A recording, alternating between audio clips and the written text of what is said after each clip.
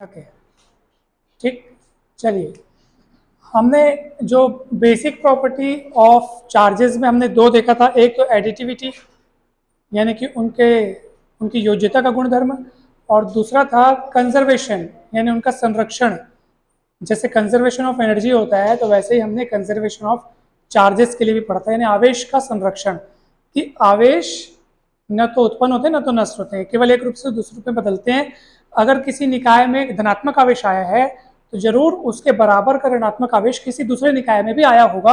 Example के रूप में हमने कांच की छड़ के रेशम के कपड़े के साथ एग्जाम्पल लिया था, याद है आपको। आज हम आवेश की एक और बहुत अच्छी प्रॉपर्टी के बारे में बात कर रहे हैं, काफ़ी इंपॉर्टेंट है। आवेश का क्वांटीकरण, इंग्लिश में इसको हम बोलते हैं क्वांटिजेशन ऑफ चार्ज, ठीक है। आवेश का क्वांटीकरण यानी कि क्वांटिजेशन ऑफ चार्ज। ध्यान से समझिएगा, बहुत मजा आएगा। अगर ध्यान से समझेंगे तो काफ़ी इंपॉर्टेंट ये टॉपिक आपको इजी तरीके से समझ में आ जाएगा। देखो, मान लीजिए कि ये एक कंडक्टर है और ये दूसरा कंडक्टर है। कंडक्टर यानी चालक, ये एक चालक है और ये दूसरा चालक है। ध्यान से समझना, बहुत मजा आएगा। सरल शब्दों में समझाने का प्रयास करेंगे। और देखो, मान लीजिए कि हमने दोनों को कनेक्ट जब किया और एक इलेक्ट्रॉन इधर से इधर गया। कितना इलेक्ट्रॉन गया? एक इलेक्ट्रॉन, ठीक है, याद रखना इस बात को। अब हम देखते हैं सर, एक इलेक्ट्रॉन जाने का मतलब क्या होता है। एक इलेक्ट्रॉन अगर इधर से उधर गया तो एक इलेक्ट्रॉन गया मतलब कितना चार्ज गया। तो हम देखेंगे सर वो एक इलेक्ट्रॉन पर या एक इलेक्ट्रॉन में कितना चार्ज होता है। तो आपको मैं इसकी वैल्यू बताया था कि एक इलेक्ट्रॉन के पास कितना चार्ज होता है, 1.6 गुणित 10⁻19 कूलॉम। और ये चार्ज होता है नेगेटिव में। कितना होता है? नेगेटिव, माइनस में चार्ज होता है। कितनी वैल्यू होती है इसकी? 1.6 इंटू 10⁻19 कूलॉम। ये चार्ज की मात्रा है जो उस एक इलेक्ट्रॉन में होती है। समझ में? एक इलेक्ट्रॉन के पास जो चार्ज की वैल्यू होती है इतनी होती है। इसका मतलब क्या है सर कि अगर ए से बी में अगर एक इलेक्ट्रॉन जाता है, कितना इलेक्ट्रॉन जाता है? तो समझ जाना इतना चार्ज जाता है ए से बी में। इतना चार्ज कहाँ से कहाँ चले गया? ए से बी में चला गया, माइनस चार्ज। समझ में आ रहा है? कितना चार्ज मैं लिख देता हूँ, 1.6 इंटू 10⁻19 कूलॉम। नहीं समझ में आएगा तो उसी समय मेरे को आप रोक देना कि सर यहाँ पे डाउट है करके। चलिए, मान लीजिए कि अब ए से बी में पहले कितना इलेक्ट्रॉन गया था? अब एक इलेक्ट्रॉन और जा रहा है, यानी टोटल 2 इलेक्ट्रॉन गए, ऐसा मानो आप, ठीक है। टोटल कितने इलेक्ट्रॉन गए? तो सर 2 इलेक्ट्रॉन जाने का मतलब कितना चार्ज गया वो भी बता दीजिए आप। चार्ज की वैल्यू कितनी हुई? तो सर सीधी सी बात है, जब एक इलेक्ट्रॉन जा रहा था तो इतना चार्ज जा रहा था, अब कितने इलेक्ट्रॉन जा रहे हैं तो कितना चार्ज जाएगा? तो इसी को आप 2 से गुणा कर दो। 2 से गुणा करो, चलो 2 से गुणा करो। तो 2 गुणित 1.6 गुणित 10⁻19 आप गुणा करोगे तो 2 छक्के 12, हासिल है 1, 2 1 कम 2 1 3, यानी 1.6 को 2 से मल्टीप्लाई करोगे तो 3.2 बनेगा। बहुत सिंपल सी बात है, 10⁻19 कूलॉम। यानी कि एक इलेक्ट्रॉन जा रहा था तो इतना चार्ज जा रहा था, और 2 इलेक्ट्रॉन जाने का मतलब है इतना आवेश चला जाएगा, इतना चार्ज चला जाएगा। कहाँ से कहाँ सर? ए से बी में। क्लियर है कि नहीं, बता दो, डाउट है क्या? चलो एक काम और करते हैं, एक कदम और आगे बढ़ते हैं और मान लो कि ए से बी में एक इलेक्ट्रॉन और गया, यानी अब टोटल हो गए 3 इलेक्ट्रॉन। तो सर 3 इलेक्ट्रॉन जा रहे हैं तो चार्ज कितना जा रहा है वो भी बता दीजिए। तो क्या करना पड़ेगा? 3 से गुणा करना पड़ेगा, 3 से मल्टीप्लाई करते हैं उसी यूनिट वाली वैल्यू को, यानी एक के लिए जो वैल्यू है ना सर उसी को 3 से मल्टीप्लाई कर देते हैं। क्लियर है? तो कितना आएगा सर? 3 छक्के 18, हासिल है 1, 3 1 कम 3 और 1 4, यानी 4.8। इससे कुछ छेड़छाड़ नहीं करना, ये अपनी जगह बनेगा, गुणा हम इसमें कर दिए।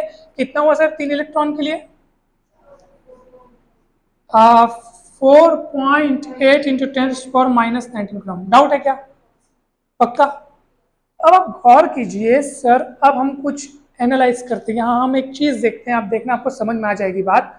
एक इलेक्ट्रॉन जा रहा था मतलब इतना आवेश जा रहा था, इतना चार्ज जा रहा था। 2 इलेक्ट्रॉन जा रहा है मतलब इतना चार्ज जा रहा है। 1.6 से डायरेक्ट 3.2 हो गया। एक इलेक्ट्रॉन से एक इलेक्ट्रॉन और एक्स्ट्रा बढ़ा तो डायरेक्ट चार्ज इतना बढ़ गया, 1.6 से ये 3.2 बन गया। फिर एक इलेक्ट्रॉन और गया तो 3.2 से डायरेक्ट क्या बन गया? समझ में आ रहा है?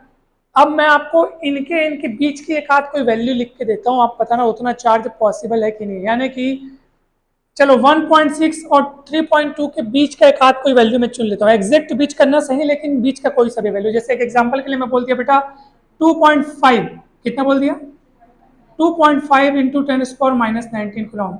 आप गौर से देख लीजिए, ये जो 2.5 है ना सर, ये 1.6 से बड़ा है। 1.6 से क्या है, बड़ी वैल्यू है कि नहीं है, क्योंकि 2.5 है, वो 1.6 है, तो इससे बड़ा है। लेकिन ये 3.2 से छोटा है, छोटा है कि नहीं है, पक्का। तो अगर मैं आपसे पूछूं क्या बेटा इतना आवेश ए से बी में जा सकता है क्या, ए से बी में इतना आवेश जा सकता है क्या, तो आप कहना नहीं जा सकता सर। इतना आवेश, आप बीच की वैल्यू बोल रहे हो सर, कैसे पॉसिबल है सर। तो मैं बोलूंगा आपसे क्यों पॉसिबल नहीं है, तो आप कहना सर देखो सीधी सी बात है, एक इलेक्ट्रॉन गया मतलब इतना आवेश गया, एक इलेक्ट्रॉन और गया यानी कि टोटल कितने इलेक्ट्रॉन गए, तो इतना आवेश जाएगा सर। अगर आपको इतना आवेश भेजना है ना तो इलेक्ट्रॉन को तोड़ के भेजना पड़ेगा, 1.5 या 1.25 इलेक्ट्रॉन या 1.25 इलेक्ट्रॉन भेजने पड़ेंगे आपको, ऐसा ही होगा, जो कि पॉसिबल नहीं है। इलेक्ट्रॉन को तोड़ के नहीं भेजे जा सके। चार्ज को आप डिवाइड नहीं कर सकते, चार्ज को टुकड़े टुकड़े नहीं कर सकते। एक इलेक्ट्रॉन जाएगा तो इतना चार्ज जाएगा, और अगर 2 इलेक्ट्रॉन जा रहे हैं तो कितना 3.2 जाएगा। 1.6 से डायरेक्ट 3.2 पे ही आना पड़ेगा उसको, बीच की कोई वैल्यू पॉसिबल नहीं है। समझ में आ रहा है मैं जो बोल रहा हूँ। अगर इतना आपको ले जाना है तो मन में कल्पना करो कि इतने चार्ज जाने के लिए, इतना चार्ज जाने के लिए एक से ज्यादा इलेक्ट्रॉन भेजना पड़ेगा, लेकिन 2 से कम इलेक्ट्रॉन भेजना पड़ेगा, जो कि पॉसिबल नहीं है। इलेक्ट्रॉन तो पूरे रूप में ही जाएंगे ना, टूट कर तो नहीं जाएंगे ना, बात समझ में आ रही है। अब अगर मैं 2 इलेक्ट्रॉन भेजता हूं, इसका मतलब मुझे इतना चार्ज ए से बी में ट्रांसफर हो जाएगा। कितना चार्ज, 3.2 गुणित 10 की घात -19 कूलम। अगर मैं 3 इलेक्ट्रॉन ए से बी में आ रहे हैं तो डायरेक्ट कितना चार्ज हो जाएगा, 4.8। अब कोई कहता है सर मैंने तो ए से बी में इतना चार्ज ट्रांसफर किया 4.2 इंटू 10⁻⁻19 कूलम, तो वो आदमी सही बोल रहा है कि झूठ बोल रहा है कि मैंने ए से बी में इतना चार्ज ट्रांसफर किया, कितना 4.2 इंटू 10⁻⁻19, ए से बी में इतना चार्ज भेजा, तो उसकी ये सूचना सही है कि गलत है, गलत क्यों है, या 3 जाएगा, 2 जाता, अगर 2 इलेक्ट्रॉन जाते तो इतना चार्ज जाता, और 3 जाते तो इतना चार्ज जाता, और ये वैल्यू इससे ज्यादा है इससे कम है, इसके बीच की कहीं है। जानो मानो उसने 2.5 इलेक्ट्रॉन भेजे हैं, जो कि फालतू बात है। इलेक्ट्रॉन कभी 2.5, 3, 2.25 नहीं हो सकते, वो पूर्ण अंक के रूप में होंगे, इसलिए ये चार्ज भी पॉसिबल नहीं है। क्लियर है, डाउट है क्या, इसका मतलब क्या है सर, आपने समझा दिया, समझ तो आ गया। मतलब इसका कंक्लूजन क्या है, हम इसको निष्कर्ष के रूप में, कंक्लूजन के रूप में हम कौन सी लाइन से हम कहें, तो मैं आपको बोल सकता हूँ बेटा, इसका मतलब यह है कि एक चीज से दूसरे चीज में जो भी चार्ज ट्रांसफर होता है, जो भी चार्ज आता है या जाता है, वो एक इलेक्ट्रॉन पर जो चार्ज की मात्रा होती है उसी के मल्टीपल्स के रूप में जाता है। यानी इसका 1 गुना जा सकता है, या इसका 2 गुना जा सकता है, या इसका 3 गुना जा सकता है, या फिर 4 गुना, या फिर 5 गुना। यानी कि किसी भी चालक पर, किसी भी कंडक्टर पर जो आवेश की मात्रा होती है, वो एक इलेक्ट्रॉन पर जो आवेश की मात्रा होती है उसी के इंटीजर मल्टीपल के रूप में होती है। कौन सा मल्टीपल, इंटीजर मल्टीपल मतलब पूर्णांक गुणज। पूर्णांक गुणज मतलब या तो 1 गुना, या तो 2 गुना, या तो 3 गुना, या तो उसी का 4 गुना, या तो उसी का 5 गुना, 10 गुना, 20, 25, 100, 1000, इतने गुने के रूप में हो सकती है। इतने गुने के रूप में होना मतलब डायरेक्ट यहाँ से ये, या तो ये, या तो ये, या तो 4 गुना, 5 गुना, 6 गुना, बीच की वैल्यू कोई भी पॉसिबल नहीं हो सकती। बीच की वैल्यू बोलने का मतलब यह है कि वो इंटीजर गुना नहीं है, वो फ्रैक्शनल में आ जाएगा। ये वैल्यू बोलोगे इतना चार्ज होना चाहिए, तो इतना चार्ज बोलने का मतलब ना तो 1 गुना ना तो 2 गुना, ये बीच का कुछ गुना दिख रहा है, 1.5, 1.25, 2 इस टाइप से दिख रहा है। समझ में आ रहा है, जो कि पॉसिबल नहीं। समझ में आ रहा है पूरा। तो क्या बोलोगे, आवेश के क्वांटीकरण का सिद्धांत क्या कहता है, आवेश का क्वांटीकरण का सिद्धांत ये कहता है कि किसी भी चार्ज कंडक्टर में कोई भी ऐसी चीज जो कि चार्ज्ड है, यानी जो आवेशित है, उस पर आवेश की मात्रा कितनी हो सकती है, एक इलेक्ट्रॉन पर जो आवेश की मात्रा होती है उसी के पूर्ण गुणज में, यानी उसी के पहाड़े में, उसके पहाड़े में जो चीज, जो संख्याएं आती हैं उसी रूप में वो आवेश की मात्रा हो सकती है। आप देख लो गौर से, ये कुछ और नहीं, 16 का पहाड़ा चल रहा है, 16, 32, 16 की 48 डेसिमल लगा है, लेकिन गौर से देखें तो ये 16 का पहाड़ा ही है। 1.6, 3.2, 4.8 देख रहे हो आप, और बीच के जो नंबर दिख रहे हैं वो पॉसिबल ही नहीं है। एकदम समझ में आ गया। अच्छा एक बात बताओ, जैसे ए से बी में एक इलेक्ट्रॉन गया, कितना इलेक्ट्रॉन? एक इलेक्ट्रॉन गया, तो उस पर चार्ज की मात्रा हो जाएगी 1e, क्योंकि एक इलेक्ट्रॉन गया है।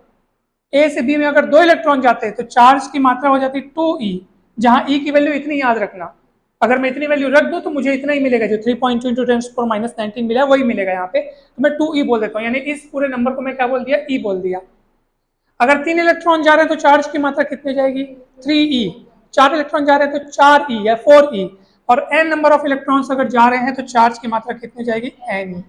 ये प्लस माइनस दोनों हो सकती है, डिपेंड करता है इलेक्ट्रॉन कहाँ से कहाँ जा रहे हैं। जैसे इलेक्ट्रॉन यहाँ से यहाँ जाएंगे ना सर, तो इस पर आ जाएगा प्लस चार्ज और इस पर आ जाएगा माइनस चार्ज। जिसमें से इलेक्ट्रॉन निकलते हैं ना उस पर प्लस चार्ज आता है, और जहाँ इलेक्ट्रॉन जाते हैं ना वहाँ माइनस चार्ज आता है। क्लियर है? तो प्लस माइनस मैंने दोनों लिख लिया है। ये दोनों में से किसी एक के लिए प्लस वाली बात होगी, दोनों में से किसी एक के लिए माइनस वाली बात होगी। जिसमें इलेक्ट्रॉन की कमी होती है उसमें प्लस चार्ज आता है, और जिसमें इलेक्ट्रॉन की वृद्धि होती है उसमें माइनस चार्ज आता है। कैसे लगा ये कहानी? इसलिए क्वांटिजेशन ऑफ चार्ज का ये फॉर्मूला है और ये सिद्धांत था।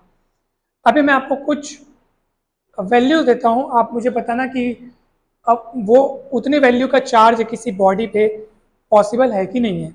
चलिए देखते हैं, इस पे बेस्ड हम न्यूमेरिकल करते हैं। समझ में आया पूरा अच्छे से? कोई डाउट सही में नहीं है ना? ओके ठीक है। जैसे अब पहला एग्जांपल लिखा है, एक पदार्थ में 50 इलेक्ट्रॉनों की कमी है, उसमें आवेश की मात्रा और प्रकार बताइए। यानी कि कोई कोई कंडक्टर है और उसमें कितने इलेक्ट्रॉन्स की कमी है, 50 इलेक्ट्रॉन उसमें कम है। तो ऑब्वियस सी बात है सर, उसमें से इलेक्ट्रॉन कम है मतलब निकल चुके हैं, सो उसमें पॉजिटिव चार्ज आएगा, प्लस चार्ज आएगा। मगर कितना आएगा, उस चार्ज की वैल्यू क्या होगी वो हम अभी फाइंड कर लेंगे। यही एकमात्र फॉर्मूला है जो आपको पूरी वैल्यू बता देगा।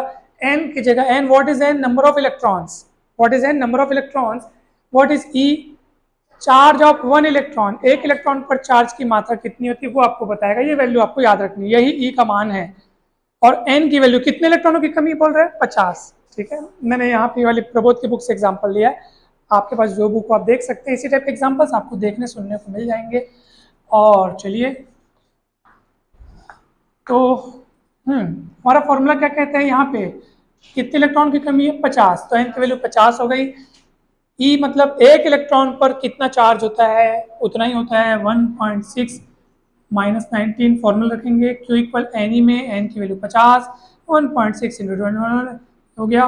और ये जब आप इसको इंटू करेंगे, ठीक है, तो आप इंटू करेंगे तो आप देख सकते हैं कि 5 छक्के 30, 5 छक्के 30, 5 6 30, कैरी आएगा 3, 5 एकम 5, और वो 3 कैरी का ऐड करेंगे तो 8 हो जाएगा। क्लियर है? और चूंकि एक एक संख्या के बाद डेसिमल लगा है इसलिए डेसिमल लग जाएगा। समझ में? इतना कूलॉम चार्ज होगा। डाउट है क्या? पक्का? एकदम अच्छे से क्लियर हुआ? ठीक है, अब सुनो, अब मैं आपको एक बात बता रहा हूँ। एक्चुअली यहाँ पे थोड़ा सा मिस्टेक है, ये जीरो लगाना पड़ेगा और उसके बाद ये ना, हाँ हाँ, ये ऐसे आप सही है क्या?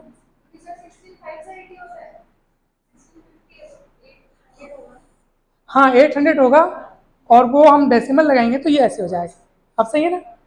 हो जाता है कभी कभी मिस्टेक। हाँ तो सुनो ना, इतना चार्ज आएगा, समझ में आया कि नहीं? हमको पहले 50 को 1.6 से इंटू करना था तो 800 आया, और ये डेसिमल लगा था तो हमने डेसिमल लगा दिया, चार्ज की वैल्यू आ गई, इतना चार्ज होगा। और नेचर क्या होगा इस चार्ज का, उस बॉडी पर चार्ज जो आया है उस चार्ज का नेचर होगा पॉजिटिव, बिकॉज प्रश्न में ये बोला है कि उसमें से 50 इलेक्ट्रॉनों की कमी है, निकल चुके इलेक्ट्रॉन, तो इसलिए उस पर कौन सा आवेश आएगा, धनात्मक आवेश आएगा, प्लस चार्ज आएगा। क्लियर है कि नहीं? फॉर्मूला यही मात्र फॉर्मूला आपके लिए काम करेगा। ठीक है, मल्टीप्लिकेशन बड़े ध्यान से आपको करना है। देखो अभी मुझसे मिस्टेक हो गई थी, तो आपसे मिस्टेक ना हो, आपको इसको ध्यान रखना है। तो मिटाऊं? दूसरा देखें, दूसरा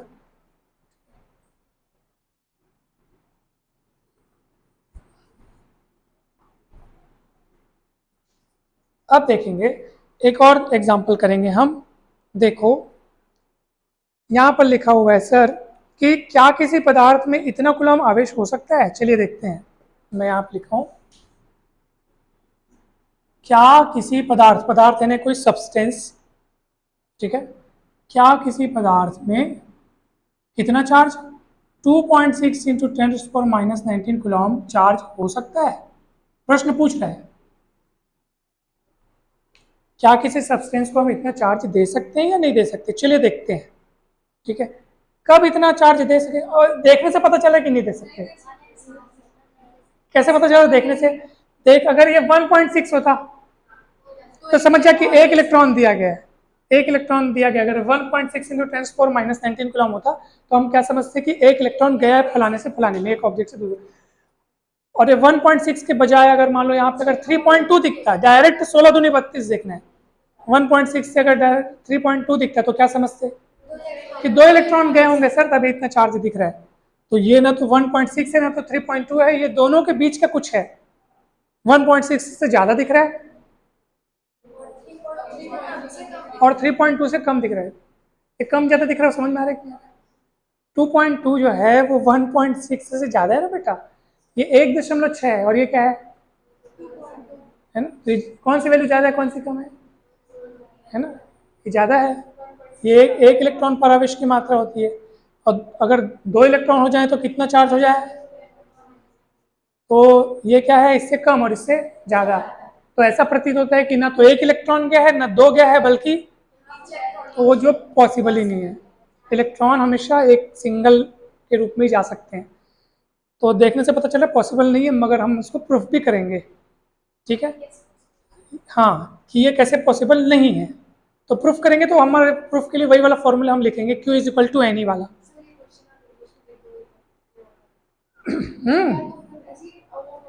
हाँ बिल्कुल लिख सकते हैं, हाँ।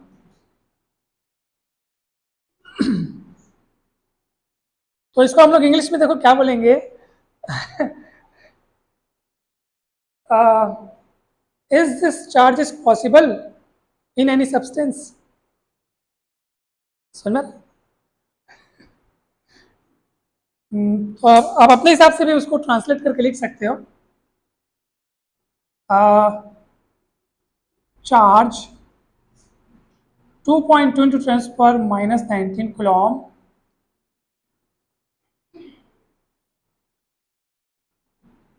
possible in any substance or not। ऐसे देखो लिखे सही है क्या? इस पहले आएगा ना, क्वेश्चन है इस पहले आई कैपिटल रहेगा। इज इतना charge is possible in any substance, आप लिख सकते हो इसे ट्रांसलेट करके। सो क्वेश्चन समझ में आना ही जरूरी है बहुत। अच्छा, तो हमारे पास ये चार्ज गिवन है, हम वही वाला फॉर्मूला इस्तेमाल करेंगे। कौन सा वाला फॉर्मूला, कौन सा sir? Q equal n e. यहाँ जो Q है ना बेटा, वो गिवन चार्ज जो आपको दिया हुआ है प्रश्न में। कितना दिया बेटा? 2.2 इंटू 10⁻⁻19। एन को एन रहने दो। E है एक इलेक्ट्रॉन पर आवेश की मात्रा, जो कि उतनी है उतनी रख देते हैं हम, 1.6 इंटू 10⁻⁻9। क्लियर है कि नहीं बताओ, कोई डाउट है क्या? Q मतलब दिया हुआ चार्ज, एन एन रहेगा, E मतलब एक इलेक्ट्रॉन पर आवेश की मात्रा। अब चलिए आप एक काम करिए, एन की वैल्यू निकालने की कोशिश करते हैं, ठीक है। एन की वैल्यू निकालते हैं, देखते हैं कितनी आएंगी। मिटा दो इसको, हाँ। देखो अब सुनो, एन की वैल्यू जब हम निकालेंगे तो कितना होगा सर? एन की वैल्यू निकालने के लिए इसको पक्षांतर करना पड़ेगा नीचे। तो वहाँ पहले से कितने पे 2.2 गुणित 10 की घात में -19 और 1.6 गुणित 10 की घात -19, ये कट जाएगा बेटा। तो कितना बचेगा बेटा? 2.2 1.6। हम दोनों का डेसिमल हटाते हैं, ऊपर से भी नीचे से भी। दशमलव हटाने के लिए क्या करना पड़ता है पता है आपको? कहाँ? नीचे लगाना पड़ता है ना। जैसे 2.2 को डेसिमल हटाना है तो हटा देते हैं, दशमलव के लिए नीचे 1 लगाते हैं और दशमलव के बाद जितनी संख्या है उतने 0 लगाते हैं। ऐसा होता है सर, हाँ। तो 2.2 यानी 22/10 और 1.6 यानी 16/10। समझ में आया कि नहीं आया? तो बटे 10 कटेंगे सर, तो 22/16 बचेगा कि नहीं सर? अब डिवाइड करेंगे इसको, डिवाइड करना आता है ना, कर सकते हो। 11/8 ये डायरेक्ट 16 का टेबल पढ़ते हैं ना, चलो 16 का टेबल पढ़ना। 16 एक कम 16, ऊपर भी 16 एक कम 16, कितना बचेगा बता तो भला। 16 और 6 22 होता है, 6 बचेगा, 6 बचेगा। हम पॉइंट लगा दिए इसलिए वो 6 बन गया 60। समझ में आ रहा है? फिर 16 का टेबल पढ़ेंगे। 16 कम 16, 16 दूनी 32, 16 3 48 और 16 चौक 64 होता है। तो 64 60 से ज़्यादा हो जाएगा, तो हम 3 बार मिलेंगे, तो 16 3 48। क्लियर है क्या? फिर वो 60 में से 48 माइनस होता है तो 12 बचता है। समझ में आ रहा है? 12 16 से कम है, फिर हम इसको 0 लगाएंगे। समझ में आ रहा है कि नहीं आ रहा है? फिर 16 का पहाड़ा पढ़ेंगे, 120 से ज्यादा ना हो जाए, हमको ध्यान रखना है। 16 कम 16, 16 32, 16 48, 16 64, 16 85, 16 96 और 16 छक्के 96 और 16 सत्ते होता है 112। कितना होता है? कितने बार में आया? 7 बार में। वैसे हमारा काम यही दिख गया है, पॉइंट में आ गया ना। और हम वैल्यू किसकी निकाल रहे हैं? एन की। What is n? Number of electrons, जो कि पॉइंट में कभी हो ही नहीं सकते। समझ में रहा है ना?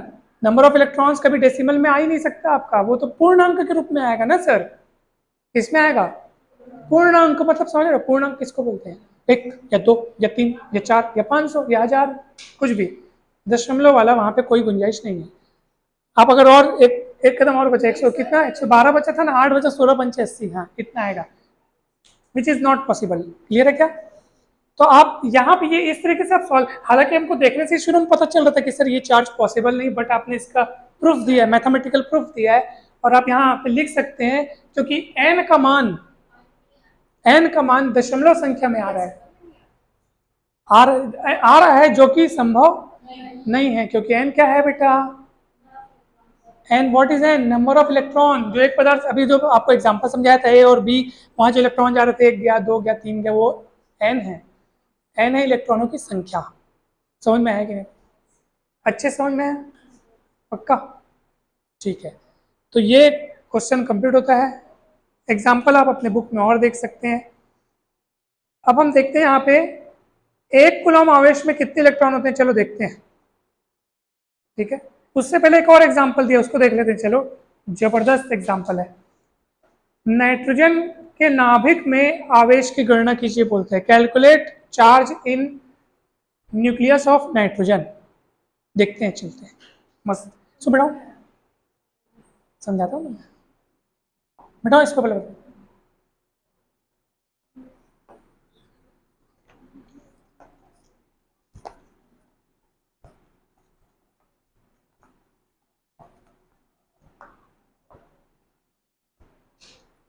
देखिए, नाइट्रोजन, आप सब नाम सुने होंगे नाइट्रोजन। 7 इसका एटॉमिक नंबर होता है, 14 हो गया है मास नंबर या एटॉमिक मास। ठीक है, ये नाइट्रोजन के नाभिक में आवेश की गणना करने बोल रहे हैं कि नाभिक में, नाभिक यानी न्यूक्लियस में आवेश की गणना। इंग्लिश में हम इसको क्या पढ़ेंगे? Calculate the charge in nucleus of nitrogen. Calculate the charge in nucleus of nitrogen के नाभिक में आवेश की गणना करने। नाभिक में बोल रहा है, नाभिक यानी न्यूक्लियस। आपको पता है, आपको पता है कि ये मान लो नाइट्रोजन का न्यूक्लियस है, तो उसके न्यूक्लियस में, नाभिक में, नाइट्रोजन के नाभिक में कितने प्रोटॉन होते हैं? तो प्रोटॉन की संख्या उतनी ही होती है जितनी कि उस परमाणु का परमाणु क्रमांक होता है। किसी भी एटम का जो एटॉमिक नंबर है, जैसे नाइट्रोजन का एटॉमिक नंबर कितना है, तो समझ लेना कि उसके न्यूक्लियस में 7 ही प्रोटॉन होंगे, और चारों ओर जो चक्कर लगाते हैं ना इलेक्ट्रॉन, वो भी उतने ही होते हैं जितना कि एटॉमिक नंबर होता है। इस बात को आप याद रख लो। समझ में आ रहा है? किसी भी परमाणु का जो परमाणु क्रमांक होता है ना, वो उतने ही उसके नाभिक में प्रोटॉनों की संख्या होती है, और चारों ओर जो चक्कर लगाने वाले इलेक्ट्रॉन है वो भी उतना ही छोटा है। याद रखना इस चीज को। और इस नंबर में से इस नंबर को जब माइनस करोगे, मास नंबर में एटॉमिक नंबर को जब आप क्या करोगे? माइनस करोगे, तो वो आपको मिलेगा नंबर ऑफ न्यूट्रॉन्स, न्यूट्रॉनों की संख्या जो नाभिक में होती है। नाभिक में 2 लोग होते हैं, न्यूट्रॉन और प्रोटॉन। कितने लोग होते हैं? 2 प्रकार के पार्टिकल्स होते हैं। दो प्रकार के पार्टिकल्स, न्यूट्रॉन और प्रोटॉन। जैसे नाइट्रोजन के पास कितने प्रोटॉन है? 7 ठो प्रोटॉन है। और न्यूट्रॉन कितने हैं? माइनस करके देख लो इसमें से इसको, 7 न्यूट्रॉन है। और चारों ओर चक्कर कितने इलेक्ट्रॉन लगाते हैं? उतने ही जितना कि इसका एटॉमिक नंबर है, यानी कि 7। ठीक है, अब प्रश्न को देखते हैं। प्रश्न क्या बोल रहा है? नाभिक में आवेश की गणना करनी है। किसमें करनी है? नाभिक में। मतलब बाहर के जो कक्षाएं हैं, बाहर के जो शेल्स हैं, उन पर ध्यान मत दो, क्योंकि हमको नाभिक की बात कर रहे हैं। किसकी बात चल रही है? नाभिक की। तो आपको नाभिक में ध्यान देना है। नाभिक में कितने प्रकार के पार्टिकल्स हैं, न्यूक्लियस में कितने प्रकार के पार्टिकल्स हैं, उसको ध्यान दो। फिर ये देखो कि उनमें से किसके किसके पास चार्ज होता है और किसके पास नहीं होता है। तो न्यूक्लियस में 2 प्रजाति के पार्टिकल्स हैं। कौन कौन सी? न्यूट्रॉन और प्रोटॉन। जिसमें से न्यूट्रॉन न्यूट्रल होता है, उस पर कोई चार्ज नहीं होता है, इसलिए उसकी बात ही मत करो, हटा दो उसको। ठीक है, हमको आवेश की गणना करनी है, तो जिस पर आवेश होता है हम उस पर ध्यान देंगे। तो आवेश किस पर होता है? प्रोटॉन पर होता है, तो प्रोटॉन पे ध्यान देंगे। क्लियर है? 7 नंबर, कणों की संख्या, 7 न्यूट्रॉन्स हैं, लेकिन उस पर कोई चार्ज नहीं होता है। चार्ज अलग चीज है, और ये 7 तो संख्या है। क्लियर है? न्यूट्रल बोलने का मतलब उस पर कोई चार्ज नहीं है, लेकिन उनकी संख्याएं तो है ना। संख्याएं 7 संख्या, और ये प्रोटॉन है। प्रोटॉन कितने? 7। और एक प्रोटॉन पर आवेश की मात्रा कितनी होती है? याद रखना, एक प्रोटॉन पर आवेश की मात्रा कितनी होती है? आपको पता है 1.6 इंटू 10⁻19 कूलम। तो बोलोगे सर ये तो इतने ही चार्ज तो अभी आप इलेक्ट्रॉन के लिए बताए। तो याद रखना उतना ही चार्ज प्रोटॉन के लिए भी होता है। प्रोटॉन और इलेक्ट्रॉन पर आवेश की मात्रा समान होती है। फर्क किस बात का होता है? चिन्ह का। प्रोटॉन के आवेश को प्लस और इलेक्ट्रॉन के आवेश को माइनस लिखते हैं अपन। डाउट है क्या? तो प्रोटॉन, एक प्रोटॉन में इतना चार्ज, एक प्रोटॉन में कितना चार्ज? इतना चार्ज। तो 7 प्रोटॉन में कितना चार्ज? 7 से इंटू करना पड़ेगा, है ना। 7 गुणित 1.6 10⁻−19, 11.2 10⁻−19, इतना चार्ज होगा 7 प्रोटॉन में। और 7 प्रोटॉन मतलब कि कुल मिला के न्यूक्लियस, न्यूक्लियस में बोल सकते हो। नाइट्रोजन के न्यूक्लियस में, किसके न्यूक्लियस में? नाइट्रोजन के न्यूक्लियस में कितना चार्ज होगा? 11.2 गुणित 10⁻−19 कूलम। गुणा करके देख लो, 16 7 112 होता है। एक संख्या के बाद दशमलव लगाना है पीछे से, तो हम लोग लगा दिए। डाउट है क्या? तो ऊपर से क्या? हाँ बिल्कुल सही बताई थी। नहीं मतलब प्रश्न में डाउट तो नहीं है कि क्या नाइट्रोजन क्या न्यूक्लियस। आपको न्यूक्लियस बोल रहे हैं मतलब न्यूक्लियस पे ध्यान देना है, और चार्ज की बात बोल रहे हैं मतलब प्रोटॉन पे ध्यान देना है, न्यूट्रॉन पे ध्यान। कई को न्यूट्रॉन न्यूट्रल होता है, दोनों होते हैं, इलेक्ट्रॉन होते हैं। हमको न्यूक्लियस पे चार्ज की गणना करनी थी। तो न्यूक्लियस पे ऐसा कौन है जिसके कारण चार्ज हो सकता है? तो कौन लोग हैं जिस पर चार्ज होते हैं? प्रोटॉन होता है। तो इसलिए न्यूट्रॉन पर हम ध्यान ही नहीं दिए। क्लियर है? और प्रोटॉन कितने हैं? 7 होते हैं। तो एक प्रोटॉन पर जितना चार्ज होता है उसको 7 से गुणा कर दिए, यही इस न्यूक्लियस के अंदर टोटल चार्ज हो गया। क्लियर है? पक्का? कोई डाउट है क्या? बढ़े आगे, एक क्वेश्चन और कर लें क्या? ठीक है, मजा आ रहा है?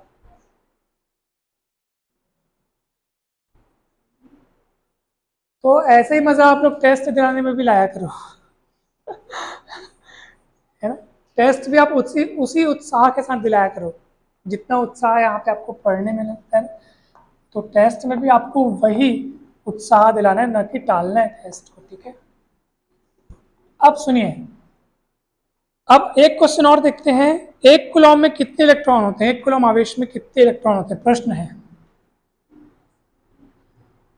एक कूलम आवेश में कितने इलेक्ट्रॉन? इंग्लिश में बोलेंगे how many electrons in one coulomb charge. ठीक है, एक कूलम आवेश में कितने इलेक्ट्रॉन होते हैं? Find number of electrons in 1 coulomb charge. Charge of 1 coulomb बोल सकते हो। चले, कुछ नहीं करना है आपका, वही एक फॉर्मूला काम करेगा यहाँ पे। फॉर्मूला क्या होता है सर? Q equal n. ये 1 कूलम Q की वैल्यू दी गई है। चलो रखो Q की वैल्यू 1 कूलम, तो Q की जगह रखेंगे 1। How many electrons? कितने इलेक्ट्रॉन, मतलब एन पूछा गया है। हाउ मेनी इलेक्ट्रॉन, प्रश्न बोल रहा है 1 कूलम्ब में कितने इलेक्ट्रॉन, समझ में आ रहा है? तो एन आपको पूछा गया है।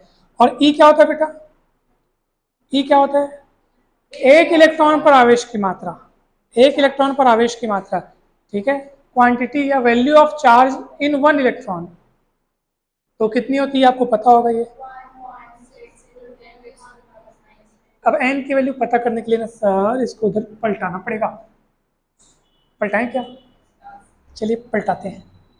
कितना होगा सर, एन की वैल्यू को पलटाने के लिए आपको इधर 1.6 × 10⁻⁹ डाउट है क्या?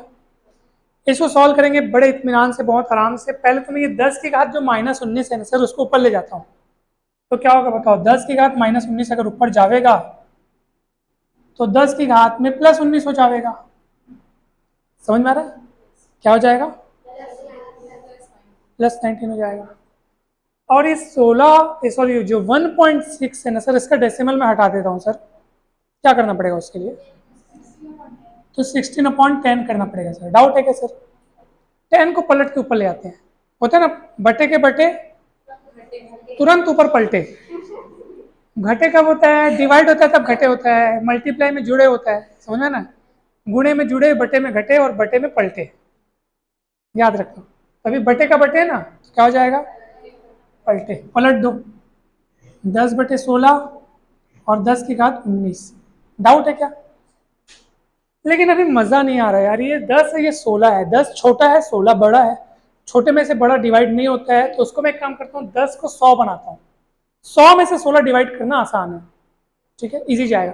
100 कैसे बनाए सर, इधर से एक 10 बुला लेते हैं, इधर से एक 10 क्या कर लेते हैं, बुला लेते हैं, तो पहले से 10 है, एक और 10 आ जाएगा, तो 10 दहम 100 बन जाएगा, तो ये बन जाएगा 100, ये 16, एक तो 10 बुलाया हो इसलिए पावर में 18 बचाना, पावर में कितना बचाना, 18। क्यों पावर में 18, एक तो पावर को बुला लिए हैं, 10 को 10 से और इंटू करके 100 बना दिए हैं। डाउट है क्या? अब डिवाइड करो इत्मीनान से, 16 1 कम 16, 16 छक्के 96, 16 6 96, और 100 में से 96 जाएगा तो 4 बचेगा, 4 बचेगा, 16 से छोटा है तो दशमलव लगाना पड़ेगा सर, अब वो 4 बन जाएगा 40। अब 16 से 40 को डिवाइड करोगे तो 16 कम 16, 16 दूनी 32, अब 8 बचेगा सर, है ना सर, 8 को बना दो 80, 16 का पहाड़ा पढ़ो, 16 पंचे 80, तो कितने नंबर ऑफ इलेक्ट्रॉन है, 6.25 10⁻18 नंबर ऑफ इलेक्ट्रॉन्स होंगे। इतने सारे, ये पॉसिबल है कि नहीं है? पॉसिबल है, यहाँ पे ऐसे मत बोल देना डेसिमल है तो पॉसिबल नहीं है, बेटा बाजू में कौन है, 10 की घात कितनी है, आप आसानी से इसका डेसिमल हटा सकते हो, जब इसको 10⁻18 से इंटू करोगे इसका डेसिमल हट जाएगा ना। ये तो डेसिमल हटाने के लिए इसको मात्र 100 की बस जरूरत है, 6 के बाद डेसिमल है, डेसिमल के बाद कौन कौन है, मतलब डेसिमल के बाद कितनी संख्या है, 2 संख्या है, 2 और 5, तो डेसिमल हटाने के लिए 100 की बस जरूरत है। यानी कि अगर आप ना, अगर आप 6.25 उधर से 10 की घात कितने 18 है ना, 2 ठो पावर को बस बुला लो, 16 को अलग कर लो, तो ये मिल करके 625 बन जाएगा, आप देखना ना, 10 दहम 100, 100 कैसे गुणा करो, 0.2 प्लेस खसक जाएगा, इतना बन जाएगा, तो डेसिमल तो हट गया ना। तो ऐसे मत सोचना डेसिमल है तो पॉसिबल नहीं है, बाजू में कौन है, 10 की घात 18, वो खत्म कर देगा इसके डेसिमल को। और बहुत बहुत बहुत ज्यादा इलेक्ट्रॉन है, पता है आपको, बहुत खरबों सरबों अरबों बहुत बहुत ज्यादा इलेक्ट्रॉन है। तो हम लोग सोचते हैं कि 1 कूलम्ब चार्ज, 1 कूलम्ब चार्ज हल्का फुल्का चार्ज नहीं है, बहुत मजबूत चार्ज, 1 कूलम्ब में इतने सारे इलेक्ट्रॉन होते हैं, मतलब 1 कूलम्ब आवेश की मात्रा बहुत बड़ी मात्रा होती है, 1 coulomb of charge is huge value of charge, ठीक है। तो क्वेश्चन समझ में आया, पक्का, ठीक है। इतने नंबर ऑफ इलेक्ट्रॉन्स होंगे, आपको ध्यान रखना है, ये वैल्यू पॉसिबल है, ऐसा मत सोचना कि डेसिमल है तो पॉसिबल नहीं, आप पूरे पूरे होशो आवाज से काम लेना, ठीक है, अच्छे से। सो इसके न्यूमेरिकल्स भी हमने पर्याप्त मात्रा में देख लिए हैं, सो ये टॉपिक समाप्त होता है।